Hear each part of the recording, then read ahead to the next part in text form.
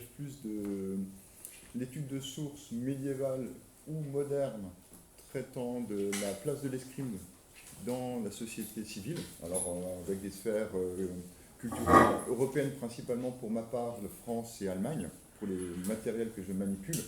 Et donc là, c'est un exercice un peu particulier que j'ai fait à l'invitation d'Audrey pour rentrer dans le thème de ce colloque et essayer du coup de prendre un regard externe sur ma pratique. Donc je vais essayer, évidemment c'est impossible, mais d'être un peu objectif en tout cas sur le domaine de la reconstitution du combat médiéval à notre époque contemporaine, étant donné que moi-même je suis acteur avec plusieurs casquettes et on verra un peu comment ça se déroule. Alors, en introduction peut-être, il faut rappeler sans doute que la vision du combat et du combattant au Moyen-Âge est très influencée, je pense, par la tripartition sociale du féodalisme sépare la noblesse de tradition militaire, le clergé et la classe des travailleurs. Donc cette tripartition relève évidemment plus d'une théorie médiévale ayant fait Florès, c'est de toute façon l'objet de nombreuses publications, y compris un travail de Bi, ancien déjà, 68, peu importe. Et ça ne relevait pas d'une réalité incontestable. Alors si on pense au Moyen-Âge, aux combattants au Moyen-Âge, on pense aux chevaliers, évidemment, à la classe de la noblesse qui avait la charge de défendre le territoire ou de mener la guerre de siège. Alors, on a une représentation ici au 15e, alors c'est un petit peu flou, et d'ailleurs c'était un peu en bazar, mais c'était certainement voulu par l'auteur, d'une bataille dans les Spitzer chroniques du 15e siècle. Donc ça retraçait un combat du début du 15e siècle dans l'espace suisse avec des hallebardiers, des cavaliers, Donc on est bien dans un esprit de fouillis, mais de violence. C'est l'espace de guerre, c'est un espace, on va dire, auquel on pense plus très spontanément pour la place du combattant au Moyen-Âge. Par contre, plus curieux, sans doute, en tout cas dans une vision moderne, on retrouve pour les parties basses, à la fois en bas à gauche, dans une petite frise qui a été retrouvée dans une matériel lapidaire à Strasbourg, dans une église romane qu'on ne connaît plus. Il y en a eu plusieurs qui ont été détruites. Celui-là est exposé à l'œuvre Notre-Dame. C'est donc une frise qu'ils disent fin 12e, je pense plutôt début 13e, peu importe, de combattants avec des petits boucliers. Et évidemment sans aucun élément de protection. Et en réalité, des éléments décoratifs, des représentations de ce type de combat sont extrêmement nombreux au XIVe siècle dans les manuscrits, et on en retrouve traces par ailleurs. L'autre, c'est encore plus curieux, ils ne sont pas en train de se sécher le cou, comme on pourrait penser, avec des serviettes, après cette baignée. Donc ce sont au contraire deux lutteurs en bray. Alors on a un registre plus limité de représentation, mais on a bien de la lutte en bray. Alors ce sont des lutteurs, les luttes traditionnelles, on les connaît en ethnographie à travers le monde. Le Moyen-Âge n'y faisait pas exception. Et là, on a une modalité encore plus particulière, non pas des luttes à la culotte, en tout cas en bray, mais ils s'accrochaient en bray. Là, c'était des luttes avec un torchon enroulé autour du cou, qui faisait, si vous y essayez, c'est extrêmement violent pour la nuque, pour les muscles de la nuque. Donc on est sur une lutte particulière qui n'est représentée, documentée en fait que par des illustrations. Donc on est ici donc, dans des formes de combat auxquelles on ne pense pas, mais c'était probablement ritualisé. Néanmoins, c'est pas parce que c'est ritualisé que ça n'avait pas de valeur. Et ça fait partie des formes de combat qui pouvaient exister au Moyen-Âge. Donc avec la diversité des contextes, je voudrais aussi passer maintenant à la diversité des acteurs. Donc avec trois anecdotes. Donc par exemple, en fin 14e, un prêtre, pas très loin d'ici, qui refuse de payer des leçons d'escrime qu'il a commencé à engager auprès d'un maître de l'épée et du petit bouclier. Et il est mis en procès à Langres à ce sujet. Et il est obligé de payer. Un autre, donc un peu plus tard, alors on est maintenant près de Bayeux, donc on se projette en Normandie, où un clerc de 20 ans qui va d'abord assister et participer à un jeu public de l'épée à deux mains, et après il continue, il quitte la fête avec un ami, ils discutent, ils ont leurs armes, sans doute qu'ils ont bu, ils se battent, il tue son ami, et c'est donc on apprend ça par une lettre de rémission qui demande pardon pour être du coup exempté de la peine de mort qui sinon se serait reportée sur lui. Et fin 15e, alors l'espace allemand, je m'adresse à un exemple de la noblesse, donc petite noblesse strasbourgeoise, enfin ancienne mais petite noblesse par rapport à la grande noblesse impériale, Friedrich Bock, qui est Stadtmeister, donc en plus un rôle important dans l'organisation de la ville, qui a été fait chevalier lors d'une bataille, donc du point de vue des processus médiévaux, enfin d'historique du chevalier, c'est on va dire la voie royale normalement pour être chevalier, il a participé, commandé des troupes, été adoubé, donc étant adulte, à une bataille de Säckingen, mais quand il se propose de participer au tournoi de Würzburg, qui est un tournoi à l'invitation de la très haute noblesse allemande, il se fait refuser parce qu'il ne peut pas prouver qu'il est un ancêtre qui lui-même était chevalier. Donc s'il n'était pas assez noble, pas assez, les quartiers de noblesse étant évidents, mais là il n'était pas assez de quartiers de haute noblesse pour pouvoir participer à ce tournoi-là. Donc dit tournoi, on est bien sur l'expression, on va dire, c'est idéal de l'espace de combat tel qu'on se refigure au Moyen-Âge. Et bien ces espaces-là, ces grands tournois, n'étaient même pas accessibles à des nobles qui eux-mêmes avaient fait leur en tout cas prouvé leur valeur sur le champ de bataille. Donc on a déjà à la fin du Moyen-Âge un caractère extrêmement élitique sur cet espace de combat et qui montre aussi, en tout cas très rapidement, que parler du combat au Moyen-Âge, c'est très complexe et en tout cas, il y a une diversité, je n'ai pas une biodiversité, mais en tout cas une ethnodiversité des formes de combat, à la fois rituelles, violence, enfin naturelles par l'ordre des guerres. Et même au Moyen-Âge, ils ont aussi eux-mêmes un regard sur le combat qui nous emmène dans des espaces fantasmés, un peu comme ça a pu être vu avec Baudolino. Donc on a ici, par exemple, dans des marges d'un manuscrit conservé à la British Library, des lièvres avec une masse d'armes, l'autre un épée, une petite bouclier qui capture un humain. Alors on n'a pas de contexte sur cette reproduction, mais dans les marginalia, c'était assez courant de voir, y compris des combattants qui ont à l'épée bouclier, qui font face à des escargots. Et bon, on ne sait pas exactement ce qui a poussé les auteurs à faire ces dessins, mais c'est extrêmement commun.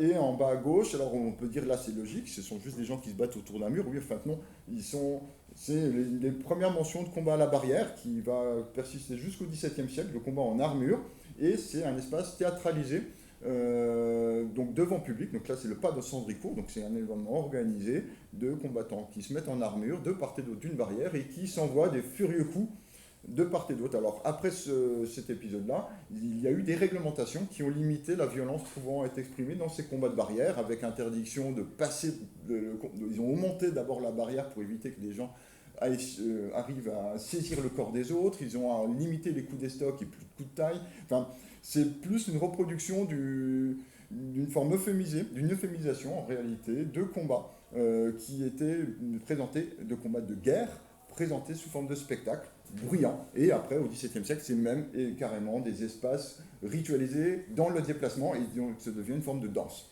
Donc là, l'euphémisation était beaucoup plus loin dans un processus de civilisation qui fait vraiment référence, enfin, dans lequel ça s'inscrit pleinement dans les travaux de Norbert Elias. Donc là, le Moyen-Âge lui-même est capable de se reconstruire son espace, un espace de revoir le combat sous d'autres formes, de prendre du recul et de l'articuler autour de scénarios. Donc on est à nouveau dans une forme de pièce de théâtre, pour reprendre les éléments précédents. Et alors cette fois-ci c'est plus à la Renaissance, on trouve du discours qui nous parle de l'art du combat chevaleresque. Et ces propos-là justifient, alors j'ai des textes qui nous disent « Jeune chevalier apprend l'art du combat », mais c'est des textes de combat sans... Donc ça c'est des combats qui se font sans armure, sans protection, et ça est a priori écrit par des gens qui ne sont pas chevaliers et appliqué par des gens qui ne le sont pas non plus.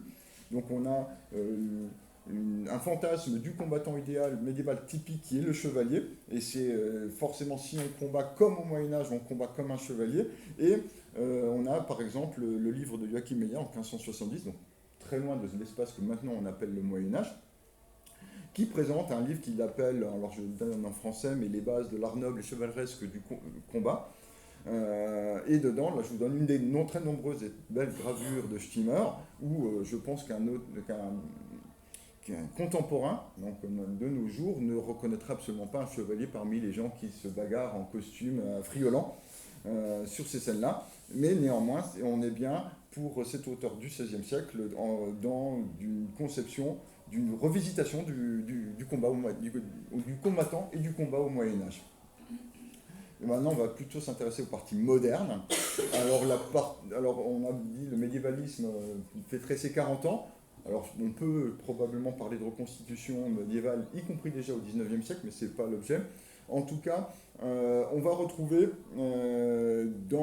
depuis, on va dire, les années 80, une grande vogue des reconstitutions médiévales, dont beaucoup de groupes se sont construits au début uniquement et par le combat. Donc en haut à gauche, les guerriers d'Avalon en 92.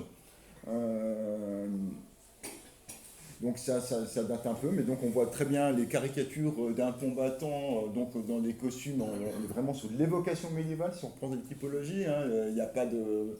Les bras sont nus, il y a un jogging, il y a même en fait des tissus qui recouvrent des baskets, mais pour les cacher.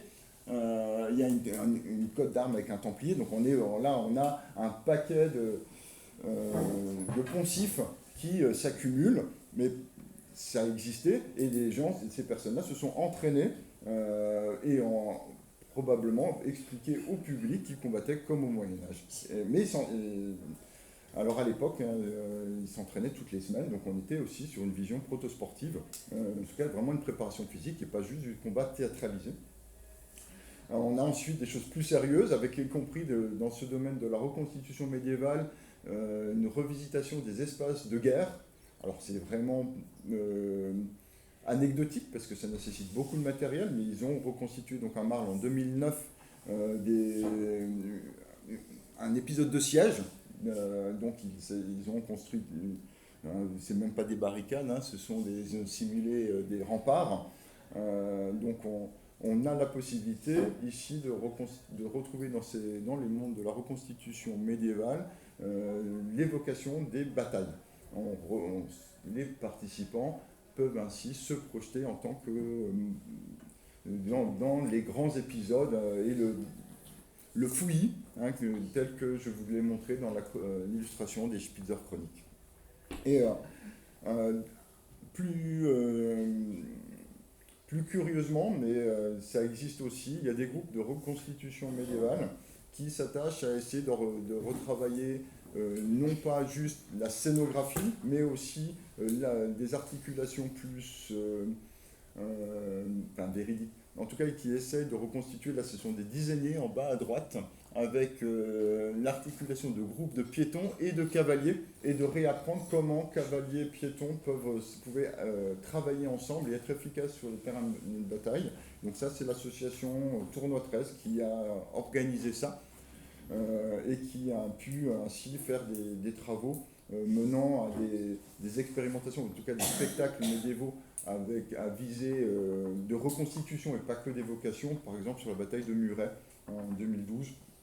Mais on est ici bien sur un corps qui est, on peut dire, là on a une incarnation de les gens dedans, dans le monde de la reconstitution, se travestissent, portent les vêtements, si possible, maintenant de plus en plus précis et pointus, par rapport en tout cas dans les années 90 où ça pouvait être... Mais il y a encore toujours des groupes, il y a toujours un mécanisme où souvent les groupes se constituent autour de l'évocation et du plaisir de se projeter dans le Moyen-Âge par un habillement un peu imaginaire, et au fur et à mesure un travail de maturation du costume qui se fait, mais le geste reste, lui, toujours un peu fantasmé, y compris dans la représentation. Il n'y a pas de recherche en général du geste de combat, d'une part pour des raisons de sécurité, parce que le combattant au Moyen-Âge a souvent le visage découvert, pour ne citer que ça, et que c'est difficile. Typiquement, alors je ne l'ai pas montré, mais en général, dans la constitution de bataille, on interdit par exemple de viser la tête. où les coups des stocks ne doivent se donner qu'en bas. Donc on retrouve des piquets qui, au lieu d'une logique naturelle, viseraient le haut du corps, se retrouvent avec les pics qui visent les bas. Donc on est ici déjà sur... On est obligé, enfin ce monde-là s'oblige à des éléments de sécurisation qui font que ils se donnent eux-mêmes des limites dans leur capacité à reconstituer ces scènes-là. On a, alors chronologiquement aussi, une forme d'incorporation du combat médiéval à travers les jeux de rôle grandeur nature, alors, que j'ai ici raccourci en GN, qui maintenant c'est un peu curieusement appelé escrime ludique quand ils sont mariés avec la fédération d'escrime pour avoir des entraînements institutionnalisés par un professeur dans des salles, donc indépendamment du coup des espaces de jeu de rôle. Donc on est bien sur ici des entraînements réguliers, donc on est sur un protosport, mais qui vise à travailler avec des armes en mousse, très largement déformés, en tout cas qui font appel à un imaginaire issu de l'heroic fantasy, et pas nécessairement d'un Moyen-Âge très scrupuleux. C'est pas l'objet. L'objet, c'est au contraire de pouvoir l'ouvrir à n'importe qui, quelle que soit sa condition physique, et sans avoir à se poser des questions sur la sécurité, ce qui n'empêche pas qu'ils s'interdisent par exemple de viser la tête.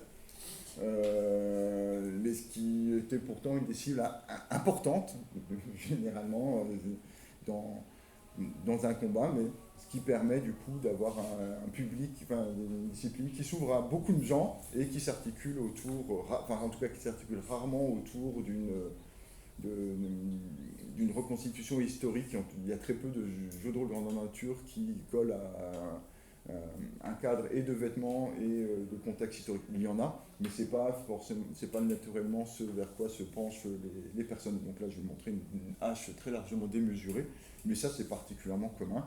C'est amusant, mais on est sur du manipulage fantasmé. Et là, à l'autre bout du spectre, existe depuis fin des années 90, un peu plus anciennement d'ailleurs en Angleterre, de la joute moderne sportive, c'est-à-dire des gens qui vont au-delà du spectacle. Donc je ne parle pas de cascadeurs, je parle bien des personnes qui s'organisent autour d'une scène européenne très discrète. Il n'y a pas énormément de gens, il y aura peut-être quelques dizaines finalement en Europe, parce qu'il faut à la fois une armure d'excellente qualité, il faut le cheval, il faut l'entraînement.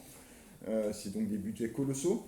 Et en temps d'entraînement aussi. Néanmoins, c'est un sport extrêmement élitiste. Alors, élitiste pas forcément au niveau financier, il y a des moyens d'aller plus loin, mais dans le fait qu'il y a très peu de personnes qui peuvent s'y adonner. Et ils ont des compétitions dans lesquelles ils essaient de recréer des joutes historiques, avec là aussi des obligations de s'adapter à des règles de sécurité. Néanmoins, là pour le coup, on est le plus proche sans doute dans les disciplines existantes de ce qui pouvait être pratiqué au Moyen-Âge, que ce soit dans le vêtement et dans la pratique.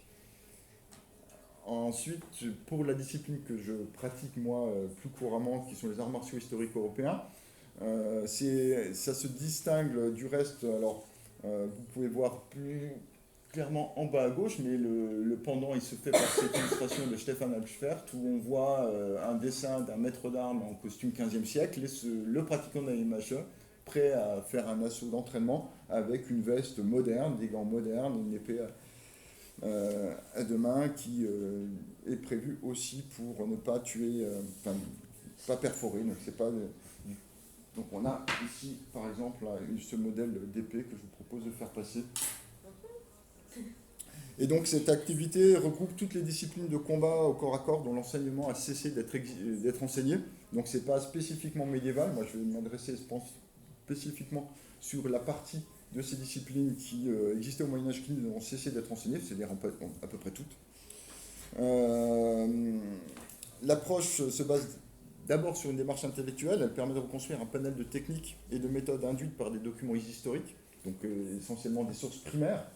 Et on a effectivement des documents techniques qui enseignent comment combattre. Donc je vous en propose un qui est le plus ancien connu pour le Moyen-Âge, qui met en scène des clercs et aussi une femme. Alors je n'ai pas pris dans l'illustration, mais vous la retrouverez à la fin. Donc c'est assez notable pour Eddie. Enfin c'est exceptionnel.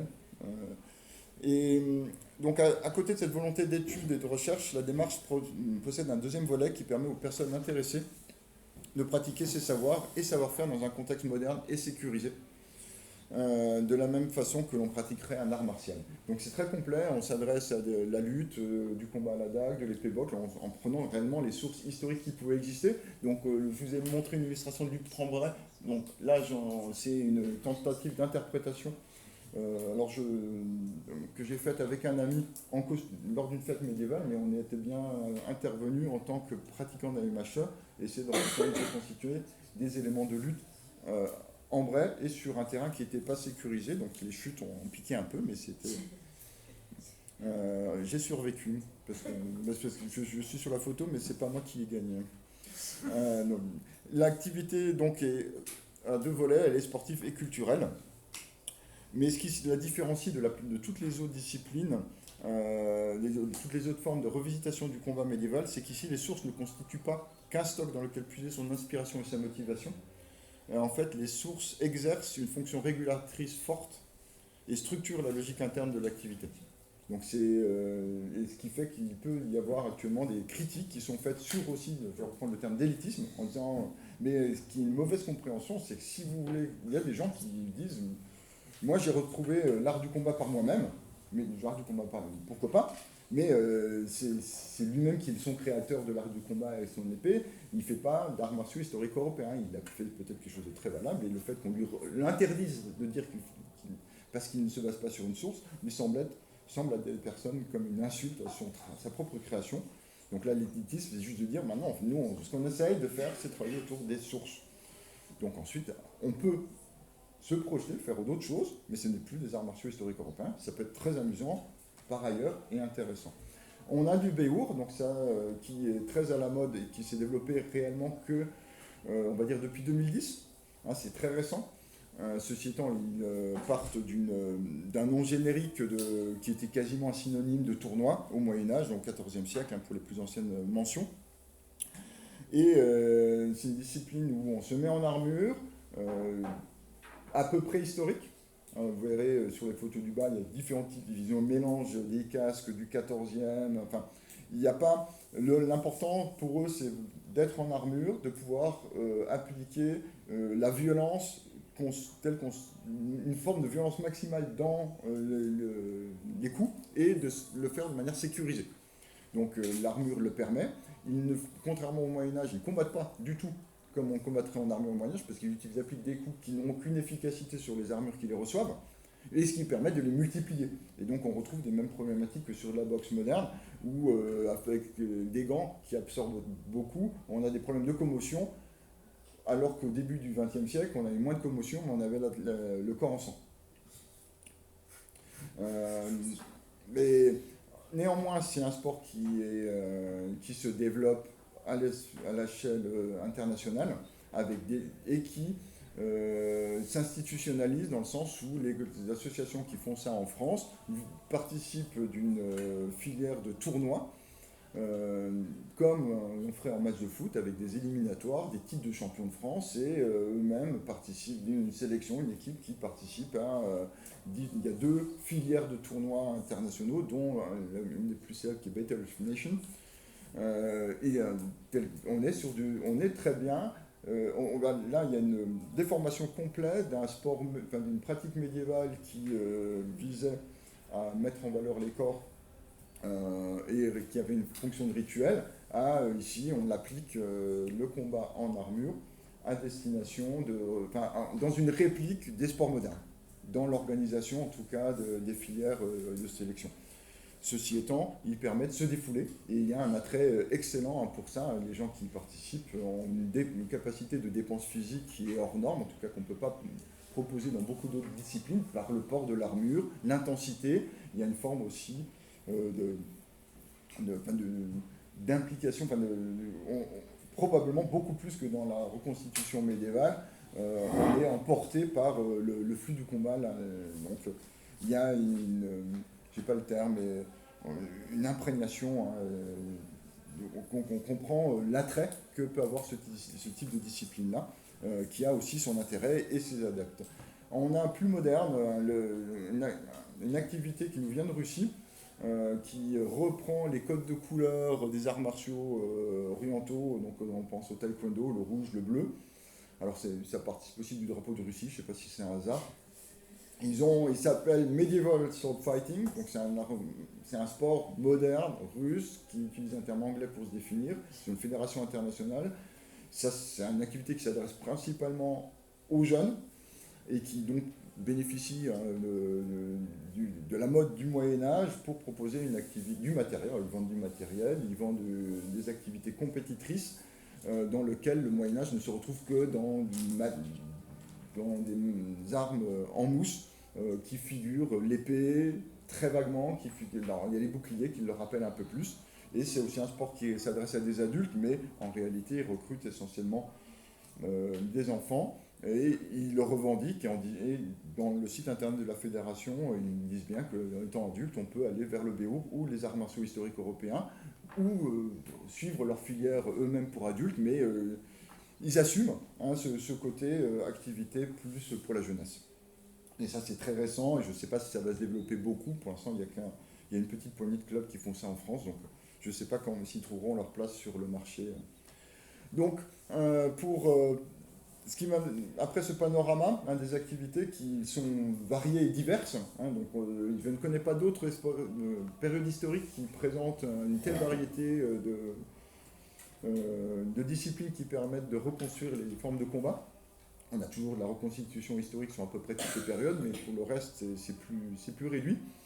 Alors j'ai essayé de m'appuyer sur, juste pour montrer comment elle s'articule sur des critères de... C'est Caillois, je crois, alors c'est un peu daté, ça peut discuter, mais néanmoins c'est pas intéressant. Sur la partie agone, c'est le terme qu'il employait pour définir dans les jeux, donc il parlait de tout jeu, jeux d'enfants. L'agone, c'est le jeu d'opposition, et on voit bien sur l'escrime artistique que j'ai un peu passé, ou l'escrime ludique, on est sur. Alors je ne fais pas, je me suis trompé, mais le MSF il est plutôt bien après, mais peu importe. En tout cas, sur l'escrime artistique, où la reconstitution médiévale des vocations, sur des espaces où finalement l'opposition est un peu euphémisée, les gens sont espacés les uns des autres. Enfin, en reconstitution, on ne cherche pas réellement à blesser au visage, en escrime ludique non plus. En MSF, on a du matériel en mousse, c'est ce qui nous éloigne en réalité d'une forme de la violence réelle que du coup. Et on peut aller jusqu'au Béour, où là, la violence, elle est même exacerbée par rapport à la violence qu'il devrait être possible de faire au Moyen-Âge, parce qu'on se permet de taper plus fort, plus lourd, parce qu'on s'interdit de faire les coups qui devraient vraiment blesser l'autre. Donc là, on est, en tout cas, pour des personnes qui veulent reconstituer, combattre comme au Moyen-Âge, on a déjà une première grille de lecture par rapport à ce que vous voulez combattre au Moyen-Âge et pas trop vous faire mal. Donc vous avez plutôt des disciplines d'escrime ludique, donc de GN avec des armes en mousse ou du MSF. Si vous voulez vraiment combattre, mais en projetant le combat au Moyen-Âge, c'est violent, là, il y a le Béour. Et donc, ce critère-là peut déjà comprendre comment se répartit le public. Le terme mimicry, qui est un peu curieux de Caillois, qui décrit la capacité à s'incarner, rentrer dans un personnage, se raconter des histoires.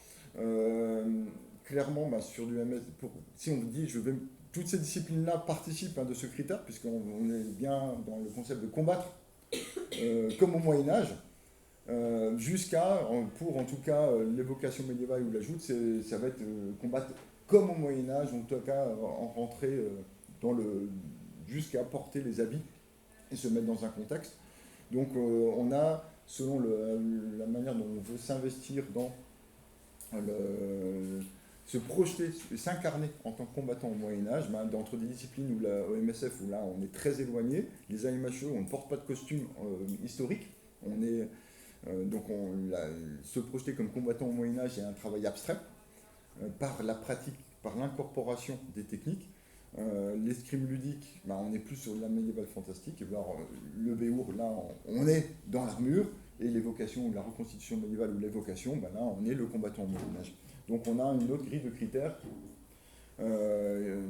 Et le sport alternatif, donc, c'est l'autre grille, c'est comment on se positionne par rapport à la grille du sport institutionnel, dans une vision très moderne, avec des fédérations, avec des diplômes d'enseignants obligatoires pour pouvoir accéder aux disciplines, avec un sport qui n'est dédié qu'à la compétition. Et là, on retrouve une autre grille où le MSF, lui, rentre complètement dans le sport institutionnel. Et à l'autre, les AMHE, eux, ils l'ajoutent, sont un peu entre les deux. Les AMHE, parce que tout le monde peut accéder facilement à l'enseignement. Il faut juste, par contre, s'astreindre à travailler sur une source. Et la compétition, on est 15 tous ensemble, il n'est pas mis en avant. Les vocations médiévales, eux, ils n'ont pas de compétition du tout. Donc on est... et le dernier critère, l'accessibilité, ça va être la Zout est inaccessible pour la plupart des gens. Et le MSF est très accessible financièrement en tout cas. Par contre, il faut trouver un club. Donc on a tout ceci peut expliquer, et on peut trouver plein d'autres critères, c'est difficile de les représenter, mais qui font que toutes ces disciplines finalement couvrent un large spectre des capacités à se projeter dans l'époque moderne en tant que combattant au Moyen-Âge. Il y a une faible concurrence en réalité entre les disciplines. J'ai essayé de représenter, en regard du titre de mon intervention, les critères d'arts martiaux, sport et spectacle, où on voit que les AMHO sont entre arts martiaux et sport, le MSF est purement un sport, la Joute, le Béour, l'escrime artistique sont entre sport et spectacle, et les vocations médiévales est essentiellement plutôt du domaine du spectacle. Donc on a ainsi un certain nombre de critères qui font que le public voulant s'adonner à ces pratiques-là trouve à travers ces disciplines-là, selon ses attentes, ses critères, une possibilité, peut trouver facilement chaussure à son pied.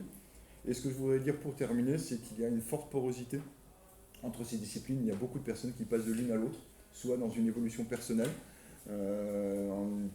soit parce que la plus proche de chez lui géographiquement lui a permis de découvrir ça, puis ensuite c'est vous, le moment donné, par maturation, à vouloir faire autre chose. Et il y a beaucoup de gens qui font des arts martiaux historiques européens, de l'évocation médiévale, du Béour et du MSF, etc. Donc on n'a pas d'opposition réellement sur ces pratiques. Je ne sais pas comment elles évolueront dans l'avenir, mais c'est clair que j'ai, moi en tant que responsable d'association, des gens qui viennent aux arts martiaux historiques européens qui pourtant couvrent de l'Antiquité jusqu'au 19e siècle, les gens qui me viennent me voir, bonjour, je voudrais apprendre à combattre comme au Moyen-Âge. Après, ils prennent goût au combat comme à la Renaissance, comme au XVIIe siècle, comme au XIXe, mais le Moyen-Âge est une porte d'entrée à ces études du combat historique avec des armes blanches. Merci à vous.